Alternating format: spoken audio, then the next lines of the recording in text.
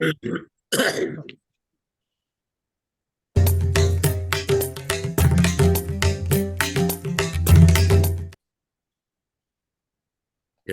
శ్లోకం చూడండి. సయౌవరాజ్యేన వయౌవనోద్ధతం నిధాయ దుశ్శాసనమిద్ధశాసనః మఖేష్వఖిన్నోనుమతః పురోధసా ధినోతి హవ్యేన హిరణ్యరేతసం. సయౌవరాజ్యేన వయౌవనోద్ధతం నిధాయ దుశ్శాసనమిద్ధశాసనః మఖేష్వఖిన్నోనుమతః పురోధసా ధినోతి హవ్యేన హిరణ్యరేతసం. రాజా గారు చదవండి. సయౌవరాజ్యేన వయౌవనోద్ధతం నిధాయ దుశ్శాసనమిద్ధశాసనః మహేష్వఖిన్నోనుమతః పురోధసా ధినోతి హవ్యేన హిరణ్యరేతసం. సయౌవరాజ్యేన వయౌవనోద్ధతం నిధాయ దుశ్శాసనమిద్ధశాసనః మహేష్వఖిన్నోనుమతః పురోధసా ధినోతి హవ్యేన హిరణ్యరేతసం. లక్ష్మి గారు చదవండి. గురుగారు. సయౌవరాజ్యేన వయౌవనోద్ధతం నిధాయ దుశ్శాసనమిద్ధశాసనః మఖేష్వఖిన్నోనుమతః పురోధసా ధినోతి హవ్యేన హిరణ్యరేతసం. సయౌవరాజ్యేన యౌవనోద్ధతం నవయౌవరాజ్యే నవయౌవనం నవయౌవనోద్ధతం నిధాయ దుశ్శాసనమిద్ధశాసనః మఖేష్వఖిన్నోనుమతః పురోధసా ధినోతి హవ్యేన హిరణ్యరేతసం. చావలి వారు చదవండి. సయౌవరాజ్యేన వయౌవనోద్ధతం నిధాయ దుశ్శాసనమిద్ధశాసనం మఖేష్వఖిన్నోనుమతః పురోధసా ధినోతి హవ్యేన హిరణ్యరేతసం. సయౌవరాజ్యేన వయౌవనోద్ధతం నిధాయ దుశ్శాసనమిద్ధశాసనం మఖేష్వఖిన్నోనుమతః పురోధసా ధినోతి హవ్యేన హిరణ్యరేతసం.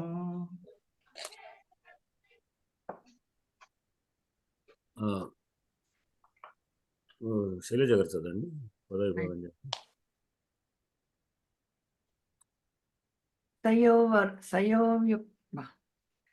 సయౌవరాజ్యేన వయౌవనోద్ధతం నిధాయ దుశ్శాసనమిద్ధశాసనః మఖేష్వఖిన్నోనుమతః పురోధసా ధినోతి హవ్యేన హిరణ్యరేతసం. సయౌవరాజ్యేన వయౌవనోద్ధతం నిధాయ దుశ్శాసనమిద్ధశాసనః మఖేష్వఖిన్నోనుమతః పురోధసా ధినోతి హవ్యేన హిరణ్యరేతసం. అదే భాగం. సహ యౌవరాజ్యే నవయౌవనోద్ధతం నిధాయ దుశ్శాసనం యుద్ధశాసనః ముఖేషు అఖిన్నః అనుమతః పురోధసా ధినోతి హవ్యేన హిరణ్యరేతసం.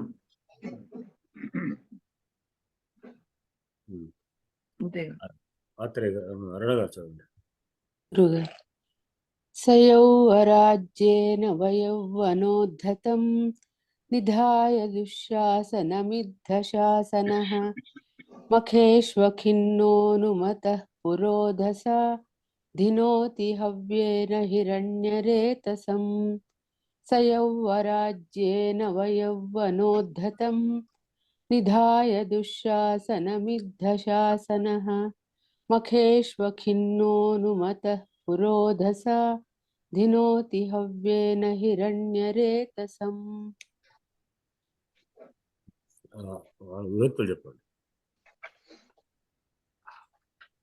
सः सः तौ ते तच्छब्दो दकारान्तः पुल्लिङ्गः प्रथमैकवचनान्तः युवराज्ये युवराज्ये स्वराज्ये यवराज्ये यौवराज्ये यौवराज्ये यौवराज्ययोः यौवराज्येषु यौवराज्य शब्दः अकारान्त नपुंसकलिङ्ग सप्तम्येकवचनान्तः नवयौवनोद्धतम् उद्धतम् उद्धतौ उद्धतान् नवयौवनोद्धत शब्द अकारान्त पुल्लिङ्गो द्वितीयैकवचनान्तः निधाय अव्ययं दुःशासनं दुःशासनं दुःशासनौ दुःशासनन् दुःशासनान् दुःशासन शब्द अकारान्तः पुल्लिङ्गो द्वितीयैकवचनान्तः युद्धशासनः युद्धशासनं युद्धशासनौ युद्धशासनाः युद्धशासन शब्द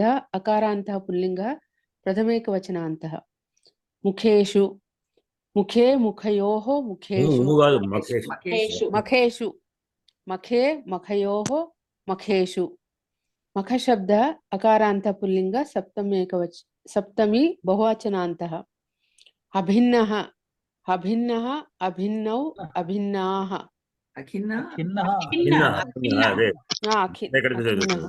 మఖేష్ अखिन्नः अखिन्नौ अखिन्नाः अखिन्न शब्दः अकारान्त पुल्लिङ्ग प्रथमैकवचनान्तः अनुमतः अनुमतः अनुमतौ अनुमताः अनुमत शब्दः अकारान्तः पुल्लिङ्ग प्रथमैकवचनान्तः पुरोधना रोधसा पुरोधना धसा रोदसा पुरोधसा पुरोधसा पुरोधसा पुरोधाभ्यां पुरोधोभिः పురోధ पुरोध పురోధ दोभिः दोभिः పురోధస్యం పురోధస్ पुरोध शब्दः सकारान्तः पुल्लिङ्गः तृतीयैकवचनान्तः धिनोति धिनोति धिनुतः धिन्वन्ति दिवि प्रीण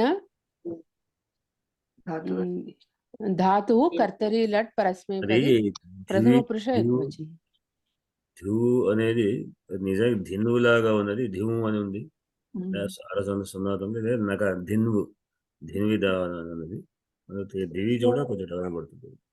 అదేదో మరి కాదు, అంటే ధివో ధిన్వా అనే కొంచెం కన్ఫ్యూజ్లో ఉంది. ధిన్వు అనేది ధాతులతో కూడా మనకు అదే ధిన్వు అనే కనబడుకునే పుస్తకాలు. धातु कर्तरि लट् परस्मैपदी प्रथम पुरुष एकवचनान्तः हव्येन हव्येन हव्याभ्यां हव्यैः हव्य शब्दः अकारान्तः नपुंसकलिङ्गः तृतीयैकवचनान्तः हिरण्यरेतसं हिरण्यरेतसं हिरण्यरेतसौ हिरण्यरेतसः हिरण्यरेतस् शब्दः सकारान्तः पुल्लिङ्गो द्वितीयैकवचनान्तः దీంట్లో మనకు క్రియాపదం विनोति विनोति వినోతి, विनोति ధిను లేదా ధిము, ధిము ధిన్నువు ధిము లేదా ధివు మూడు రకాలు. ఏదైనా మొత్తానికి ధినోతి అంటే ధివు ప్రీణాని, ప్రీణతి అంటే సంతోషించడం, సంతోషిస్తున్నాడు. ఈ ధినోతి సంతోషపడుతున్నాడు అనే అర్థంలో ప్రథమ పురుష లట్టు ప్రథమ పురుష ఏకవచనం అంటే సంతోషం పెడుతున్నాడు ఏకవచనం. పెట్టుచున్నాడు ఏకవచనం. ఈ ఏకవచనంలో కహ ధినోతి లేదా కా ధినోతి లేదా కిం ధినోతి అని మనం ప్రశ్న వేసుకుంటే ప్రధాన వ్యక్తి కనబడాలి. ప్రధాన వ్యక్తి దీంట్లో సహ. అవ్యేన ఇంకోటి రెండు పదం మనకు నిధాయ కూడా క్రియాపదం కింద తీసుకోవాలి. అంటే రెండు క్రియాపదాలు, ఒకటి అసమాపక క్రియ, ఒకటి సమాపక క్రియ. అంటే దాంతో ఏదైందంటే రెండు వాక్యాలు కలిపినటువంటి అసమాపకం పైన ఒక నిధాయ అనేది అసమాపకం అసమాపక క్రియ. అవ్యయం కదా. అంటే అవి అవ్యయము అవ్యయము సమాపక క్రియ అవుతుంది. అంటే ఉంచి లెవంతం లెవంతం సంతోషపెట్టాడు. ఈ రెండు పనులు తీసుకుందాం. ఉంచి సంతోషపెట్టాడు. ఎవరు ఉంచారు అంటే ఈ రెండింటి క్రియ సమూహంలో ఒక్కడే కర్త ఉంటాడు రెండింటికి కూడా. కనుక ఎవరు సహా కహా నిధాయ ధినోతి, ఎవరు ఉంచాడు సంతోషపెట్టాడు శాసనః అన్నప్పుడు సహ అనేటువంటిది మనకు అంటే యుద్ధశాసనం విశేషణం. సహ అనేటువంటిదేమో ప్రధానమైనటువంటి విశేష పదం. సహ అంటే మన పరంపరగా దుర్యోధనుడు విధాయ ధినోతి. అతడు ఉంచి సంతోషపెట్టాడు. ఎవరిని ఉంచాడు, దేన్ని ఉంచాడు అని మనం ప్రశ్న. దుశ్శాసనం అదే కూడా ఇక్కడ ఇంకోటి ఇక్కడ సహా కథం పోతా అతడు ఎట్లాంటి వాడు యుద్ధ శాసన. యుద్ధ శాసన అంటే యుద్ధ అంటే యుద్ధమైనటువంటి యుద్ధం అంటే యుద్ధ అనే ధాతువు ఇంధు అనే ధాతువు. ఇంధ అనే ధాతువులకు మనం ఇదే మనం అనుకున్నాం కదా, వాటి కట్టడి వాటికి ప్రజ్వలింపజేయడం అనే అర్థంలో అది ఇంధు ప్రజ్వలనం అనే ధాతువు. ఇందు దీప్తం అనే ధాతువు ప్రకాశింపజేసేటువంటి అనే దానికి తప్ప వస్తే ఇంధు అయింది, యుద్ధ అయింది. యుద్ధ అంటే ప్రకాశింపజేయబడిన అటువంటి శాసనం గలవాడు. అతని యొక్క ఆదేశం ఎప్పుడు కూడా చాలా అంటే ఉత్తేజకరమైనటువంటి శాసనం కలవాడు అని అర్థం. లేదా అప్రతిహతమైన మాటకు తిరుగులేనటువంటి మాట గలవాడు అని అర్థం చేసుకోవచ్చు. అటువంటి ఆజ్ఞ కలిగినటువంటి సహ దుర్యోధనుడు ధినోతి నిధాయ కిం నిధాయ నిధాయ యౌవనోద్ధతం నవయౌవనోద్ధతం విద్యాభక్తి కావాలి కదా. నవయౌవనోద్ధతం నవ యౌవనము చేత ఉద్ధతుడు అంటే నవయౌవనం చేత ప్రకాశితుడైనటువంటి తేజస్సు ఉద్ధతుడు అంటే ధీరోద్ధతుడు ధీరధతుడు అని చెప్పిన ఉద్ధతుడు అంటే గర్వం గలవాడు అర్థం. నాయకుల్లో మనకు రాజు యొక్క నాయకులు ఎవరు, నాయకుడు ఎట్లా ఉంటారంటే ధీరోదాత్తుడు ధీరోద్ధతుడు ధీరలలితుడు ధీరశాంతుడు అని చెప్తుంటారు. ధీరోదాత్తుడు అంటే రాముడు లాంటి వాళ్ళు. ధీరోద్ధతుడు అంటే దుర్యోధనుడు భీముడు గర్వంగా ఉండేవాడు. ధీరలంటే లలితంగా శాంత స్వభావంగా ఎటువంటి వాడు ధర్మరాజు లాంటి వాడు. ఇక్కడ ఉద్ధతుడు అంటే నవయౌవనుడు, నవయౌవనము చేత గర్వించినటువంటి అంటే యవన కాలంలో గర్వంగా ఉంటాడు. అటువంటి గర్వితుడైన వాడిని అతడెవరు దుశ్శాసనం అనేది విశేషం. నవయౌవనోద్ధతం అనేది విశేషం. నవయౌవనోద్ధమైనటువంటి దుశ్శాసనాన్ని నిధాయ ఉంచాడు. ఎక్కడ ఉంచాడు? యువరాజ్యం అంటే యువరాజుగా అనమాట. యువరాజ సింహాసనం. రాజు అంటే రాజు కింద ఇంకొక రాజు కూడా ఉంటారు. ప్రెసిడెంట్ వైస్ ప్రెసిడెంట్ అనమాట, ఉపరాష్ట్రపతి. ఆ స్థానంలో ఎవరు ఉంచాడు? దుశ్శాసనం ఉంచాడు. దుశ్శాసనం యువరాజ పట్టాభిషేకం ముందు నిధాయ ఉంచి యుద్ధశాసనం అనేటువంటి అంటే అతను తిరుగులేని అజ్ఞానం అవడానికి ఏం చెప్తాది, నిన్ను పెట్టేవాడు అంటే ఎవరు ప్రశ్నించేవాళ్ళు లేరు అనమాట. కనుక దుశ్శాసనం పెట్టాడు. ఆ దుశ్శాసనం నవయౌవనోద్ధతుడైన అతను ఉంచి ఇక్కడ మొదటి వాక్యం అయిపోయింది. ధినోతి అని చెప్పుకున్నా సంతోషపడుతున్నాడు అన్నాం. ఎవరిని సంతోషపడుతున్నాడు?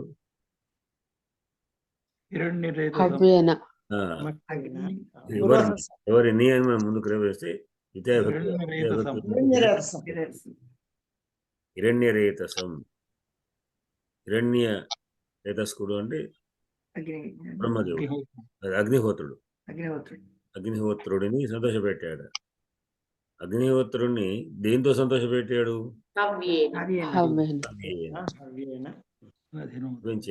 హవనం చేయడం ద్వారా. హోమాగ్ని అంటే అగ్నికి కాసినేంటి హోమాగ్ని హవనం చేస్తే యజ్ఞాలు బాగా సంతోషిస్తాడు అతడు. అందుకు హవ్యం చేత హిరణ్యతను సంతోషపరిచాడు అన్నాడు. ఏం చేసి? అతడు అంటే దానికి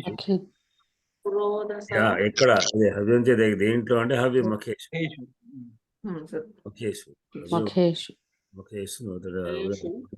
ముఖం అంటే యజ్ఞాలు యాగాలు. యజ్ఞయాగాదుల యందు చేశాడు. ఏం చేసి? అనుమతి పొందినవాడే ఎవరి చేత అనుమతి పొందాడు? పురోధస. పురోధస.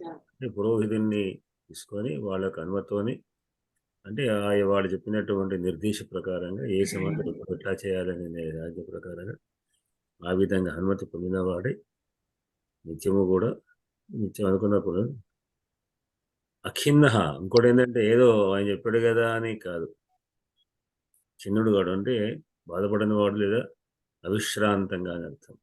నిరంతరం కూడా ఏమాత్రం ఇబ్బంది పడకుండా, లేకుంటే సంతోషంగా, లేకుంటే నిరంతరం కూడా అతడు మకాలయంది.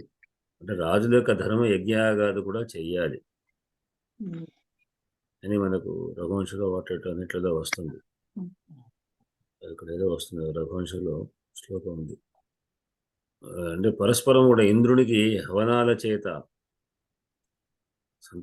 పెడుతుంటే ఇంద్రుడు కూడా వర్ష వృష్టికు తాను చేస్తున్నాడు. ఇద్దరు కూడా పరస్పరం కూడా ఒకరికొకడు గౌరవించుకుంటున్నారు అనే విధంగా శ్లోకాలు ఉంది. సరే, అట్లా కనుక రాజుల యొక్క ధర్మం యజ్ఞయాగాలు చేయాలి.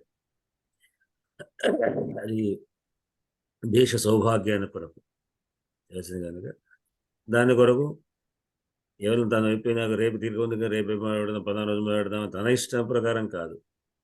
మళ్ళీ దానికి ఎప్పుడు చేయాలి, ఎట్లా చేయాలి, ఎటువంటి యజ్ఞయాగాలు చేయాలి, ఏ హవనం చేయాలి అనేటువంటి నిర్ణయంతో కూడా చెప్పేటువంటి ఒక సంస్థ ఉంది. అది అంటే వాళ్ళ కింద మంత్రివర్గంలో ఒకటి ఏమిటంటే ఈ పురోహితుల యొక్క అనుమతితోని తీసుకొని యజ్ఞయాగాన్ని కూడా నిరంతరం చేస్తూ ఉన్నాడు. అంటే రెండు వేరే వేరే విషయాలు. ఒకటి ఏంటంటే యువరాజ్యం తన కూర్చోబెట్టాడు, లేదా ఆ సమయంలో ఆయన యువరాజ్యం పట్టాభిషేకం ఉన్నప్పుడు తాను పని చేస్తున్నాడు. ఇక్కడ రాజుగా అక్కడ చూసేవాళ్ళు ఒకడు ఉండాలి కనుక తాను ఈ విధంగా చేస్తున్నాడు అనేటువంటిది శ్లోకంలోనే అర్థం. సయౌవరాజ్యే నవయౌవనోద్ధతం నిధాయ దుశ్శాసనమిద్ధశాసనః మఖేష్వఖిన్నోను మతః పురోధస ధినోతి హవ్యేన హిరణ్యరేతసం. నరసింహారావు ఏదో చెప్పబోతాం అనుకున్నట్టు అనిపించింది నాకు. మోహన్ అనుకుంటే చెప్పదనుకున్నా. ఏం లేదండి, అది నా ధోరణి మామూలు సార్. ఈ యజ్ఞయాగాలు వర్షాలు కురవడానికి కూడా ఒక సైంటిఫిక్ బ్యాక్గ్రౌండ్ ఉందండి. అవును. మేఘాల్లో ఒక రకమైన డస్ట్ పార్టికల్స్ ఉంటేనే వర్షిస్తాయి. ఇప్పుడు ధూమం ద్వారా ఆ డస్ట్ అక్కడికి వెళ్తుందండి. అంటే ఇప్పుడు చేస్తున్నారు వీళ్ళు మేధోమతంలో అని ఏదో ఏదో పెట్టి ఆ మేఘమథనం అంటే అక్కడ తీసుకెళ్ళి ఈ రకమైన డస్ట్ తీసుకెళ్ళి వదిలేస్తారు. చేస్తారు.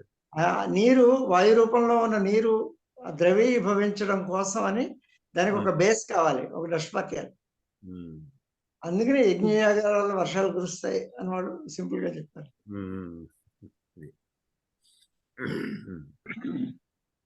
సరే, శ్లోకంలోని క్లౌడ్ సీడింగ్ అంటారండి దాన్ని. అది క్లౌడ్ భ్రష్ట అని అనుబంధ ఏమండి, భ్రష్ట అయితే వల్ల సీడింగ్ అంటే వర్షాలు పడితే, వర్షాలు బాగా పడితే ఒక 2 ఏళ్ల క్రితం ఇప్పుడు ఇక్కడ లాస్ట్ కేసీఆర్ అన్నాడు భ్రష్ట విదేశీ వస్తా ఉన్న వాళ్ళని బాగా పడతాయి. సరే, అది అవునా కాదా పెద్ద చర్చ జరిగింది, అట్లాంటి చేయవచ్చా లేదని. హిమాలయాల్లో అవుతున్నాడు, పర్వతం వెళ్ళి వాటికి వెళ్ళి పర్వతం ఢీకొంటే అక్కడ అవుతాయి, మన దగ్గర ఇక్కడ ఇంకా. కానీ అక్కడ ఉన్నటువంటి ఆ చార్ధామ్ ప్రాంతంలో సడన్గా హఠాత్తుగా ఒక్కసారి వర్షాలు పోవడం,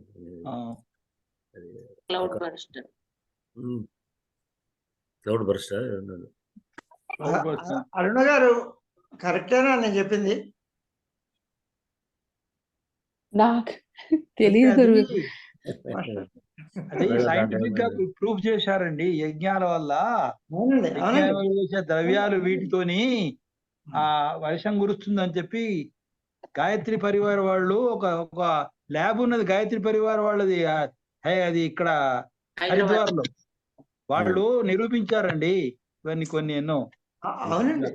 వాతావరణ కాలుష్యం కూడా తగ్గడానికి ఇవి హవిస్సులు ఇవ్వడం వల్ల వచ్చేటువంటి యొక్క వాయువులు వాటితోని అంతకు ముందు ఎట్లా ఉండే, ఆక్సిజన్ ఎంత ఉండే, నైట్రోజన్ ఎంత ఉండే, వీటన్నిటి లెక్కలు వేసి తర్వాత యజ్ఞం చేసిన తర్వాత వాళ్ళు లెక్కలు వేశారు. అప్పుడు కూడా నా ఉన్నది అట్లా. దాంతోని వాళ్ళు వాతావరణ కాలుష్యం తగ్గడానికి ఇది ఉపయోగపడుతుందని నిరూపించారు వాళ్ళు అట్లా. ఇంకో ప్రత్యేకత ఏంటంటే యజ్ఞ ధూమం కావాలి బాగాను, అంటే ఒక ప్రత్యేకమైన ధూమం. అందుకనే యజ్ఞశాలను కూడా తగలబెట్టేస్తారు యజ్ఞం అయ్యాక. అది ఉంటది. అదేమో కానీ ఇది చేసిన టైంలో కేసీఆర్ ఇక్కడ చేసిన సమయంలో కూడా మీద అంటుకున్నది, పైన అంటుకున్నది. తర్వాత మొత్తం అంత మొత్తం బ్రాహ్మణ జ్వాలలు పైకి పోయి కేరళ వాళ్ళు చేసే బాగా యజ్ఞానికి ఎక్కువ పోయి చివరికి పూర్ణాహుతప్పుడు తగలబెట్టేస్తారు అది. తర్వాత కాదు, చివరి లాస్ట్ కదా,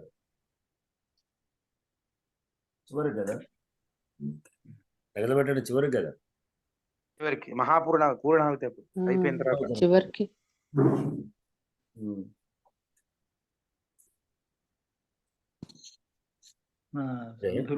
శివకుమార్ చదవండి, ఇంకా మీరు శ్లోకం ఉందా రెడీగా?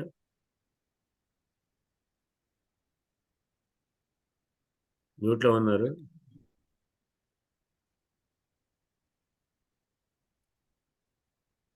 దీంట్లో సంధులు చదివారు, చెప్పండి. స యౌవరాజ్యే విసర్గలో వస్తుందండి. తర్వాత నవయౌవన ప్లస్ ఉద్ధతం నవయౌవనోద్ధతం గుణసంధి. దుహు శాసన దుశ్శాసన, అది కూడా విసర్గ సంధి అండి. తర్వాత దుస్సు శాసనం అనేది దుస్సు అనాలా దుహు అనాలా? దుస్సు దుర్రు అని రెండు రకాలైనటువంటి అంటే దుస్సు శాసన దుశ్శాసన, అంతే అంతే. మీరు దుస్సు దుర్రు అనేటువంటిది. ఓకే. అంటే తర్వాత మఖేషు అఖిన్న, మఖేష్వఖిన్న గుణసంధి అండి. సారీ, ఎణాదేశంధి. అఖిన్న అనుమత, అది గుణసంధి అండి. అఖిన్న అనుమత విసర్గ సంధి. క్రోధస భినోతి హవ్యేన హిరణ్యరేతసం, అంతేనండి. సమాసం రాజా గారు చెప్పండి.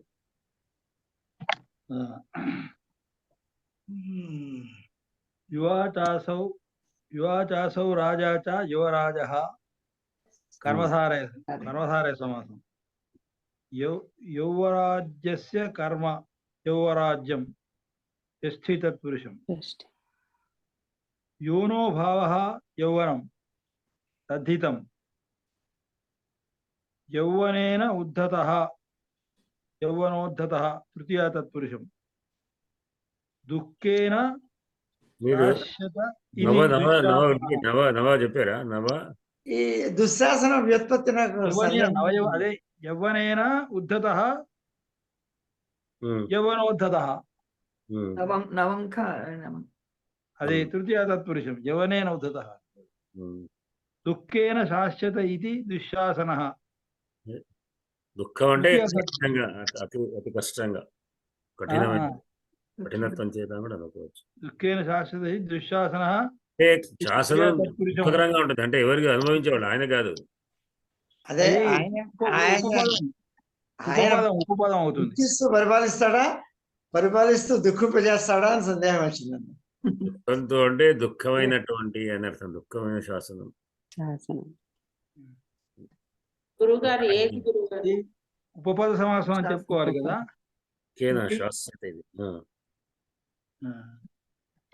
ఉపపద గురుగారిది.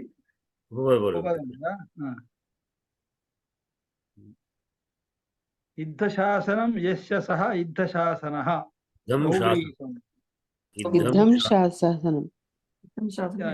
యుద్ధం శాసనం యస్య సహ యుద్ధశాసనః. బహువ్రీహి సమాసం. నఖిన్నః నైతత్పురుషం, ప్లస్ కింద నైతత్పురుష సమాసం.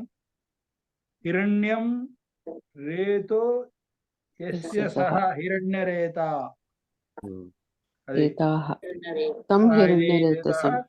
బహువ్రీహి సమాసం.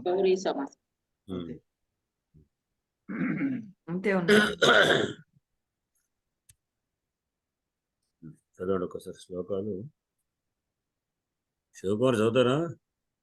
స్వయౌవరాజ్యేన యౌవనోద్ధతం నిధాయ దుశ్శాసనమిద్ధశాసనః ముఖేష్వఖిన్నో పురా మఖేష్ ముఖేష్వఖిన్నో నుమతః పురోధస ధినోతి హవ్యేన హిరణ్యరేతసం సయౌవరాజ్యేన యౌవనోద్ధతం నిధాయ దుశ్శాసనమిద్ధశాసనః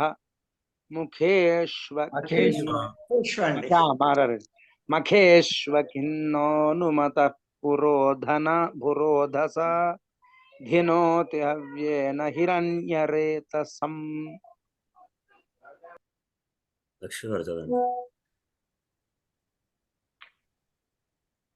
తయౌవరాజ్యేన వయౌవనోద్ధతం నిధాయ దుశ్శాసనమిద్ధశాసనః మఖేష్వఖిన్నో నుమతః పురోధసా దినోతి హవ్యేన హిరణ్యరేతసం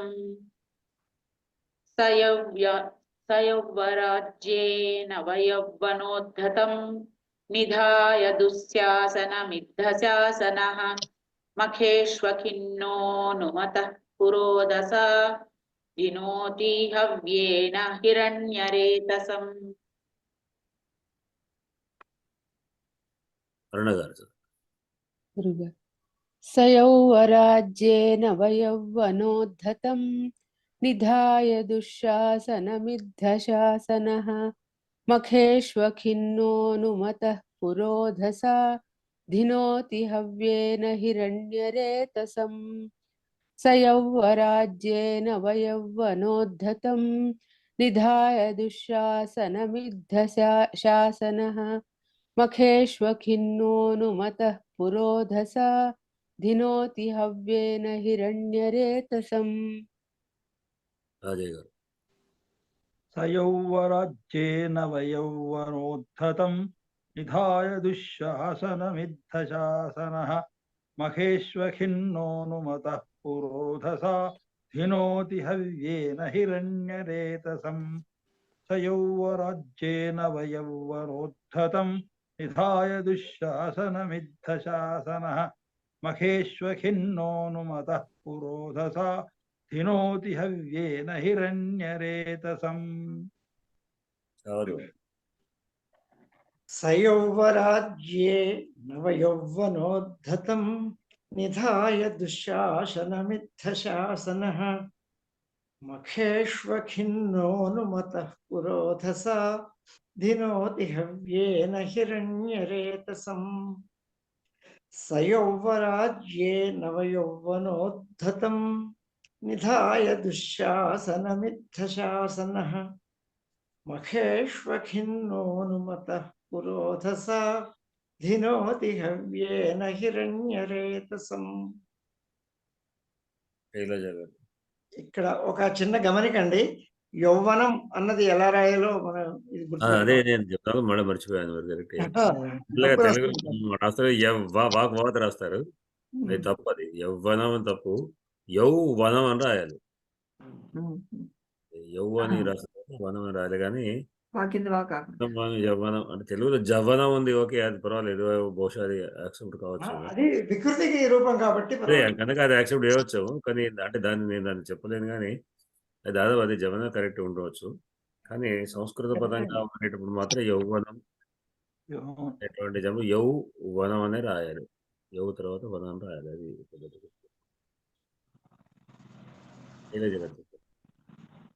అది సయౌవరాజ్యే నవయౌవనోద్ధతం నిధాయ దుశ్శాసనమిద్ధశాసనః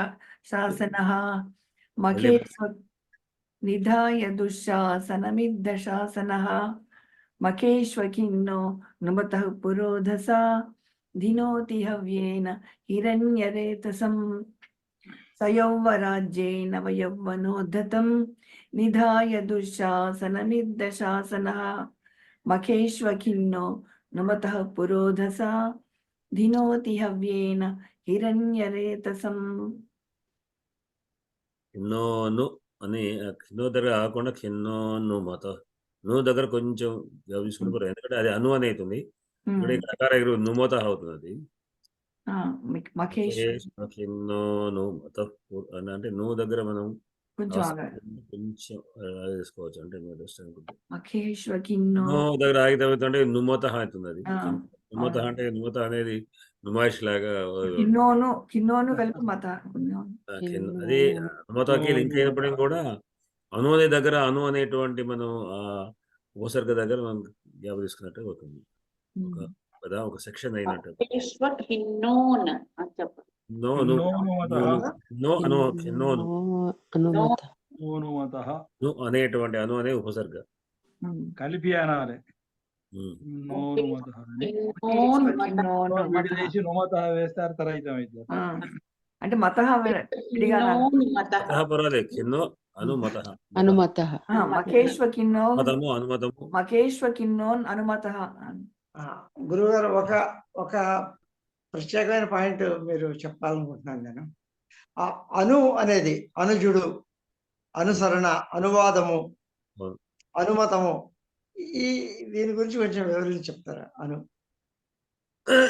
అనుసృత్య అని అను అనేటువంటి అనుసరించి అనేటువంటి అర్థంలో అను అనే ఉపసర్గ ఉంది. మనం పరాపాసం నిర్దుస్తురు అను అనేటువంటిది ఇక్కడ ఉంది. అను అనేది ఈ అను అనేటువంటిది అంటే దాదాపుగా ప్రతి ఉపసర్గ ఇదే అర్థం ఇస్తుందని చెప్పలేము. చాలా వరకు ఎటువంటి అర్థాన్ని ఇవ్వచ్చు. అనుజుడు, అనుజుడు, అనుసరించి అనే అర్థంలో ఆ అనుసరణలో కూడా సరనే దానికి అను అని పెట్టుకుంటే మనం కలుపుకుంటే అప్పుడు ఆ అర్థాన్ని మనం గుర్తించవచ్చు. ఉప అంటే సగం కానీ సమీపాన్ని కానీ చెప్పినట్టుగా దిస్ వ్యతిరేకంగాను వ్యతిరేకంగాను వ్యతిరేకం విశిష్ట అనే అర్థం వస్తుంది. ఎట్లా ఈ అను అనేది అనుమతి కూడా అనుమతి మతికి తగ్గట్టుగా అను అంతే. శృత్యమసి అనుసృత్య మతితో అంటే ఆ వ్యక్తి యొక్క తన బుద్ధికి అనుసారంగా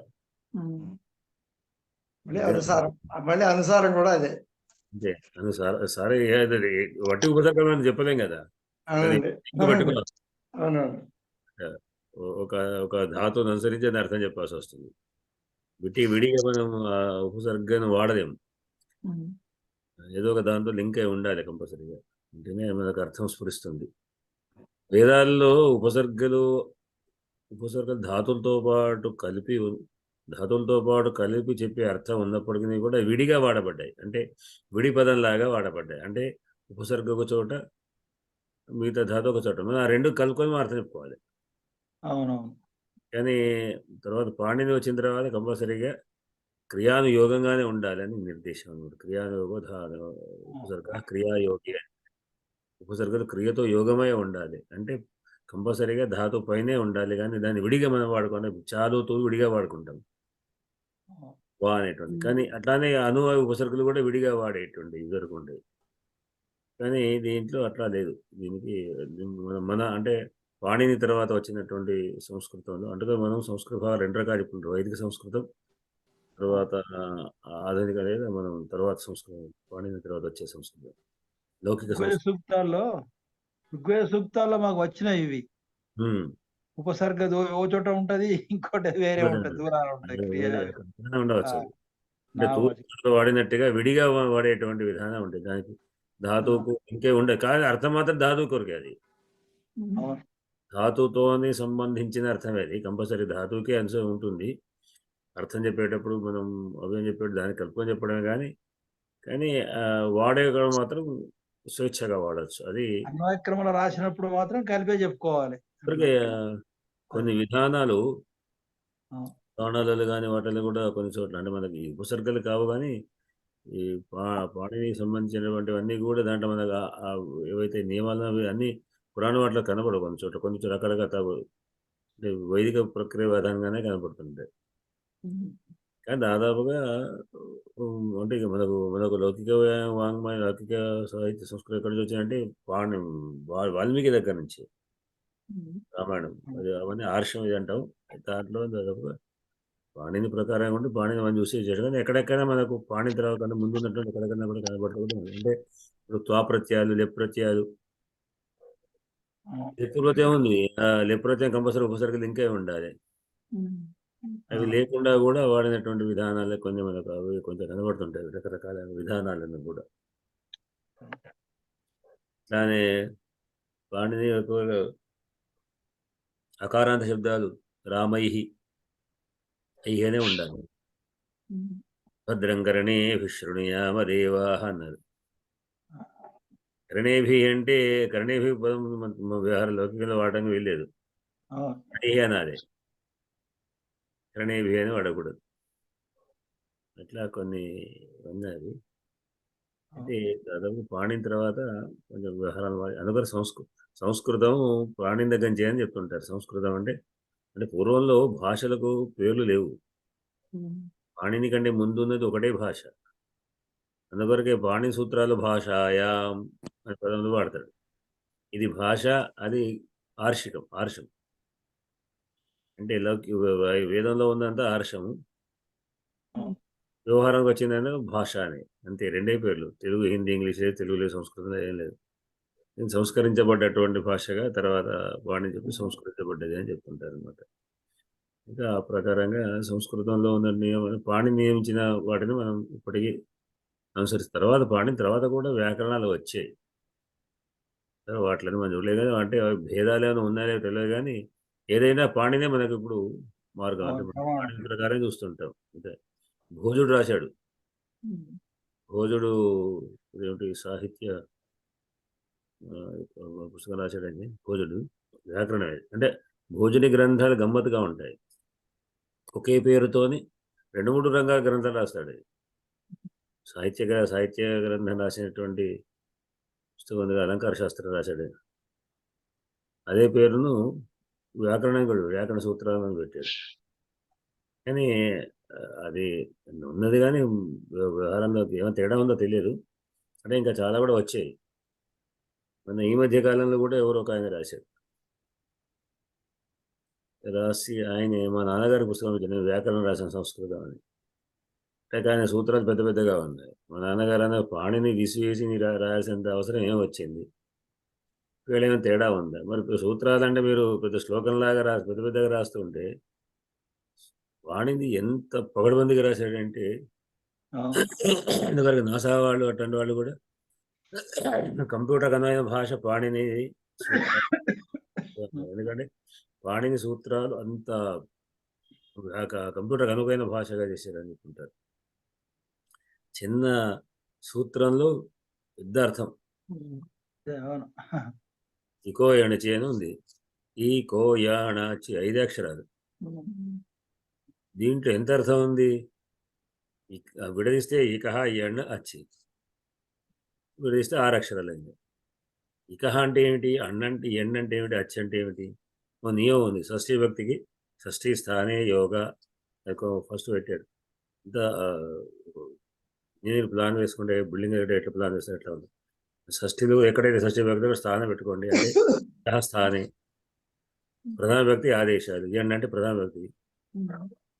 అంటే వాణి రాసేటప్పుడు మన శబ్దాలు విభక్తులు తెలిసి ఉండాలి. ఎండ్ ప్రధాన వ్యక్తి ఆదేశం అంటే ఎండ్ ఆదేశంగా వస్తుంది. అచి సప్తమి భక్తి, అచి యొక్క భక్తి అచి. అచి అన్నప్పుడు సప్తమికి పరే అని అర్థం. అంటే మళ్ళీ దీనికి ఏమైంది, ఇకస్థానే ఎండ్ అచి పరే అచ్చు ఎండ్ స్యాత్ అని పెట్టుకోవచ్చు. అంటే ఇంత పెద్ద విషయం. అంటే మళ్ళీ ఇక్కడికి మళ్ళీ ఇక్కు యొక్క స్థానం ఇక్కంటే ఏమిటి, మళ్ళీ అక్కడికి పోవాలి. పాణి సూత్రంలో ఈ ఊరులు అంటే ఈ ఊరులు అనే అక్షరం, ఈ ఊరులు అనే 4 అక్షరాలకు ఎండ్ అంటే ఏమిటి, ఎవరటలను యా వారాల 4 అక్షరాలు. ఎండ్ అనే దానికి 4 అక్షరాలు. ఎవరాల అనేటువంటి అచ్చి అనే దానికి అచ్చి. ఇవి పరంగా ఉండగా అంటే ఏమిటి, ఈ ఊరువులకు అచ్చులు అనేటువంటి పరంగా ఉంటే ఎండ్ అనేటువంటి ఎవరాలు వస్తాయి. ఇంత పెద్ద అర్థం ఉంది. అది అంత పెద్ద అర్థం కేవలం సంక్షిప్తంగా చేసి ఇంకో ఎండ్ చేసిన సూత్రం పెట్టాడు. కనుక ఎంత ప్లాన్ ఉండాలి. అదే అంటే ఈ ఇక్కులు అనే గ్రూపు ఎట్లా చేసాం, ఈ అక్షరాల గ్రూపులు మన తెలుగులో అచ్చులు హల్లులు మాత్రమే తెలుసు. అచ్చు అంటే గ్రూపు, హల్లు అంటే గ్రూపు. కానీ 1,000 గ్రూపులు అంటే ఉన్నాయి. జల్లు, జస్సు, ఎన్ను, హల్లు, ఎర్రు, ఎన్ని గ్రూప్ దాంట్లో ఇక్కులు, ఎండులు, అచ్చులు ఒక్కటని కాదు. పలానా అక్షరం తీసేసి మొత్తం హల్లులు రావాలి కానీ ఒక హా అక్కర్లేదు అంటే ఎర్ర అన్నాడు. ఎర్ర అంటే హా లేకుంటే ఎర్ర, హా ఉంటే అది హల్లు. అట్లానే కవర్ కర్రు అంటే కాకా గాగా చాచా జజా టాటా జల్లు జర్రు. చాలా గమ్మత్ అనిపిస్తుంది. ఎంత ప్లాన్ వేశాడంటే ఇవన్నీ సూత్రాలు పెడుతుంటాడు. సూత్రం కావాల్సిన అంటే ఈ అవసరం ఉండి ఆ సూత్రాలు తయారు చేయాలి, ఆ అవసరాన్ని బట్టి సూత్రాలు తయారు చేయాలి. అర్థం కాదు అట్లా. చాలా అంటే కవులు చదువుతుంటే మనకే ఆశ్చర్యం వస్తుంది. చాలా ఒక గమ్మతైన అనుభూతి కలుగుతుంటుంది. మహేశ్వర సూత్రాలు, ప్రత్యాహారాలు అది నేర్చుకుంటే మహేశ్వర సూత్రాలు అని తయారు చేసి నా సూత్రాలు వాటికి తగ్గట్టుగా ఈ సందర్భం తగ్గట్టుగా చిన్న సూత్రాలు వేసి అష్టాధ్యాయ చేశాడు. వాటన్నిటి ప్రకారంగా ఉంటాయి. చాలా చాలా గమ్మత్తైన మంచి ప్లాన్ తో ఉంటది. ప్లాన్ మళ్ళీ మనం ఎవరైనా చేయలేము. ఆయన ఎవరైనా రాసిందా కానీ మళ్ళా దాంతో ఏదో విపరీతార్థం వస్తుంది. మళ్ళీ నువ్వు సూత్రం దగ్గర లేదు కదా అని మళ్ళీ ఇంకోటి విసుకొచ్చి ఇది ప్రకారం ఉంది అంటే అది కాంది మన సూత్రం అది కాంది తయారు కావచ్చు, లేదా మన ఆ సూత్రాన్ని మన అనర్థం కాకపోవచ్చు. షార్ట్ హ్యాండ్ తీరు ఉంటాయి, షార్ట్ హ్యాండ్ తీరు కోడింగ్ అండి, కోడింగ్ అంతా కోడింగే. అంతా కోడింగ్. అంటే మన సూత్రము దేనికి కావాలనో దాని కంపల్సరీగా దాని లక్షణం చెప్పాలి. దీని ద్వారా ఇంకోటి రాకూడదు, అంటే విపరీతం కాకూడదు. అన్వయించేదానికి అన్వయించకపోవడం కానీ, అన్వయించి కూడా దానికి అన్వయించడం కానీ కాకూడదు.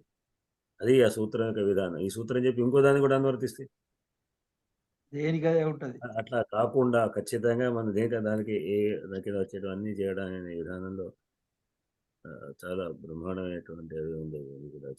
అచ్చులు, హల్లులు, అచ్చు అంటే హల్లు అంటే ఎక్కడి నుంచి ఎక్కడి దాకా అవన్నీ ప్రత్యాహారాలు. నేను ఎవరు వచ్చి రాస్తా అంటే అభిప్రాయం ఏమంటే చెప్పొద్దన్నాడు. ఏమీ కాదు, నువ్వు పనిని చేస్తే ఇబ్బంది పడుతుంది. యణాదేశ సంధి ఉంది కదా, యణాదేశం ఇప్పుడు చెప్పిన యణాదేశం ఇలా విడగొట్టుకుంటే చాలా అందంగా అనిపిస్తుంది. ఎట్ అన్న అదే ఎవరాలు ఎన్నులు కాదు, ఎట్టు వేరండి కదా. ఎన్న ఆదేశం అంతే. ఏనాది ఇప్పుడు నేను చెప్పిన యణాదేశమే సూత్రం. మీకు ఇచ్చింది యణాదేశమే. ఎండ్ అంటే ఎవరదు అంతే. అంటే అక్కడ మహేష్ సూత్రంలో విధానం పెట్టాడు. మన ఈ అక్షరానికి ఈ అక్షరమా తీసుకోవాలి గ్రూప్. ఎండ్ అంటే ఏమిటి? హయ వరట్ లర్న్ అక్షరాలు అక్కడ ఉంది. ఆది రంతి సహిత నియమం పెట్టాడు. కొన్ని రూల్స్ ఈ ప్రకారం చదువుకోండి. ఎవరట్టు అంటే హయవరట్లో హా పక్కకు పెట్టి ఎవరట్టులో యావార టో తీసేసి యావారాల అంటే ఇవి ఎండ్. అంటే ఎవరలు అంటే ఎవరదానికి ఎండ్ అని పేరు. ఇక్ అంటే ఈ ఊరు ఇక్, ఒన్ను ఆ పక్కకు పెట్టండి. ఈ ఒన్ను ఈ రుందురు ఈ ఊరు ఉందురు కలిపి ఇక్. అంటే ఆ గ్రూపుకు సంబంధించిన పేర్లు పెట్టి నీకు ఏ అక్షరం ఏ అక్షరం కావాలనో ఒక ప్రత్యాహారం చెప్పి దాన్ని ఇక్కడ పెట్టారు. అక్షరం నుంచి తర్వాత వచ్చే పొల్లక్షరం వరకు తీసుకోవాలి. ఇత్తు అంటారు వాటిని. అది అద్భుతమైన ఒక సెట్టింగ్. అది ప్లాన్ బాగున్నా చాలా ప్లాన్. అది మొత్తం అక్షరాలంటే కదా చెప్పడు. అచ్చులు అంటే ఆ ఊరు ఏవోలని ఇట్లా మొత్తం చెప్పుకుంటూ రాడు. అచ్చు అంటే సరిపోతుంది. అట్లా అని హల్ అంటే సరిపోతుంది. ఎర్ర అంటే సరిపోతుంది. జల్లు జస్సు కర్రు కయ్య కప్పు సూత్రాలు నేర్చుకుంటే అవన్నీ ప్రత్యాహారం ప్రాక్టీస్ చేయాలి. తయారు చేశారు. ఎన్ని 14 రావాలి. 14 నోటికి వస్తే వాళ్ళు ఈజీగా మనం పట్టుకోవాలి. సూత్రం 14. అదే 4 సూత్రాల్లోనే మొత్తం అక్షరాల సూత్రాన్ని అర్థం చేసుకోవడానికి మహేశ్వర సూత్రాలు ఉపయోగిస్తారు. అదే మౌలికం. అది జ్ఞాపకం చేసిన తర్వాతనే లేకపోతే రాదు. ఇప్పుడు శుద్ధాలయం చదవడం కష్టం కనుక అదే ఎట్లానే దాని ఇత్తులు ప్రత్యాహారాలు తర్వాత అట్లా. ఇంతవరకు పుట్టిన వాళ్ళలో Einstein is the second most intelligent person అని ఒక టాక్ ఉందండి. First being Panini. చాలా చాలా అద్భుతమైనటువంటి అంటే ఆయన మించి మనం ఇప్పుడు మనం కొత్తగా రాయాలంటే ఆయన ఏదో చెప్పి నేనేం రాస్తానే నిజం కదా. ఆల్రెడీ ఉన్నట్టు దాన్ని విడిచిపెట్టి మనం ఏం రాస్తావు, ఎందుకు రాస్తావు అని చెప్పే కదా. మనం నువ్వు చెప్పేది ఇంకొక ఏమైనా విశేషంగా ఉంటే చెప్పాలి, అంతే అంతే. ఏం కాదు కదా. దానిని ఇంకా సరళంగా మాకు అర్థమయ్యేటట్టు రాసుకోవాలా తప్ప. శాస్త్రం ఏంటంటే అది విస్తారంగా ఉండకూడదు, అది తక్కువ ఉండకూడదు. దాన్ని పెంచుకొని దాన్ని పెద్ద చేయడానికి వ్యాకరణ అది కావ్యం కాదు. శాస్త్రాన్ని మనం ఏ అవసరమో దాన్ని తగ్గట్టుగా చెప్పాల్సి ఉంటుంది అంతే. దానికంటే ఆ పని కంటే మించి మనం ఏం చెప్తామని అనుకుంటే రాయచ్చు. ఆయన ఏదో తప్పు రాశాడు, ఇవి రాయలే, ఈ రాయలే, అవి రాయలే అనుకుంటే చేయచ్చు. అట్లానే పాణిని చెప్పనటువంటి కొన్ని విషయాలు కూడా తర్వాత వచ్చాయి. వార్తికాలని వాటిలో జోడించారు. అంటే ఈ అర్థం దీన్ని కూడా కలుపుకోండి అనే వార్తికాలు కౌముదిలో ఇచ్చాడు, కౌముదిలో ఉన్నాయి చాలా. కౌముది వాటిలో ఉంటాయి, వార్తికాలు కూడా ఉంటాయి. కానీ అంతేగాని మిగతాయి మనం బాగా ఒకటి చేయవచ్చు. సరే, మర్చిపోయాను. స్వస్తి ప్రజాభ్యః పరిపాలయంతాం న్యాయేన మార్గేణ మహిం మహిషా గోబ్రాహ్మణేభ్యః శుభమస్తు నిత్యం లోకాః సమస్తాః సుఖినో భవంతు. చూస్తున్నారు పురాణాలు రోజు పొద్దున? అందరికీ నమస్కారం. లైవ్ రోజు పొద్దున చిన్న అంశమే అనిపించింది. పురాణం గారు అంటే పురాణమే అండి. కమ్యూనిటీ కనపడేటువంటి దాని నుంచి రోజు ఒక 3-4 శ్లోకాలు లిమిట్. విన్నాను. అవతారే కార్యక్రమం ఒక అంతర్భాగంగా అనమాట. అని ఆ పూజా సమయంలో కూడా నాటి విస్తారం వాళ్ళకి చెప్పి అక్కడ ఎక్కువ టైం తీసుకోకుండా ఏదో దాని ఒక చిన్న విషయం చెప్పినట్టు అది వరుస రోజు పరంపరగా పోతుంది. అంటే ఇవాళకి 20 శ్లోకాలు అయినాయి. వింటున్నాం రోజు వింటున్నాం. ఎక్కడండి? ఎందులో ఉంది లింక్? మన వాట్సాప్ ఫేస్బుక్ లో ఉంటుంది. ఫేస్బుక్ లో వస్తుందండి. ఈసారి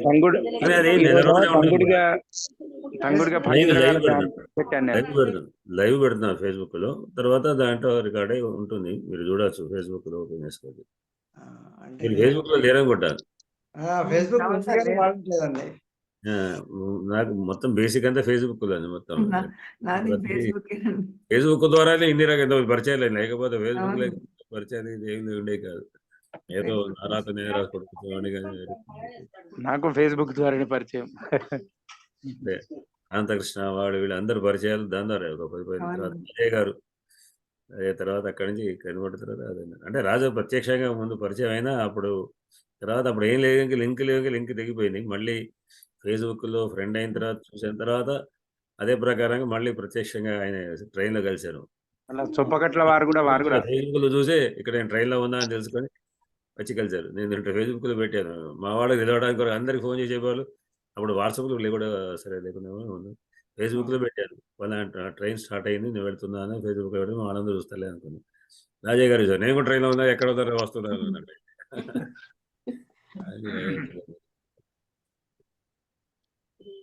సరే, శుభం. అందరికీ కాదు అంటే మీరు ఎట్లయినా వాళ్ళకి ఫేస్బుక్ ఓపెన్ చేయాలి. నేను లింక్ పంపించినా కానీ ఫేస్బుక్ ఓపెన్ చేసుకోవచ్చు. మీరు ఫేస్బుక్ ఓపెన్ చేస్తాను. చూడట్లేదండి, తెలుస్తాయి. వచ్చేయండి చాలు సార్.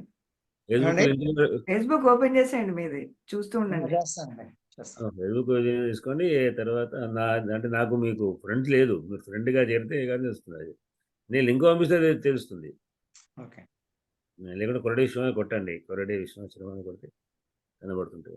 మీరు లింక్ పంపిస్తే సంతోషం, లేదంటే నేను పంపిస్తాను. ఫ్రెండ్ గా ఉన్నారంటే వచ్చేస్తుందండి, డైరెక్ట్ వస్తుంది. అది వచ్చేస్తుంది. నేను ఈరోజు ఫోటోస్ పెట్టాను అందరికి కూడా రాదు. ఇప్పుడు నాకు 2000 మంది ఫ్రెండ్స్, అందరికీ వస్తుందా?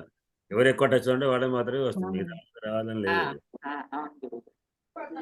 మీరు ఎట్లా వెళ్ళారు? కార్లో వెళ్ళారు అయ్యా నిజామాబాద్ కి? నిన్న నేను వెళ్ళిన కార్లో. ఇక్కడ పోయినా కారే. సరే,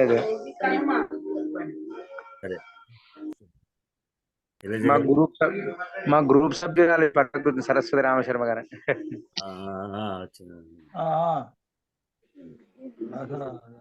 రామం భజే శ్యామలం. ఆమె సరస్వతి దేవి గారు ప్రధానిని అయింది ఆమె. అవును 2-3 అష్టావధానాలు చేసింది. నా నా పక్కకి కూర్చున్నాను స్టేజ్ మీద. సరే ఏం చేస్తున్నాం గురుగారు?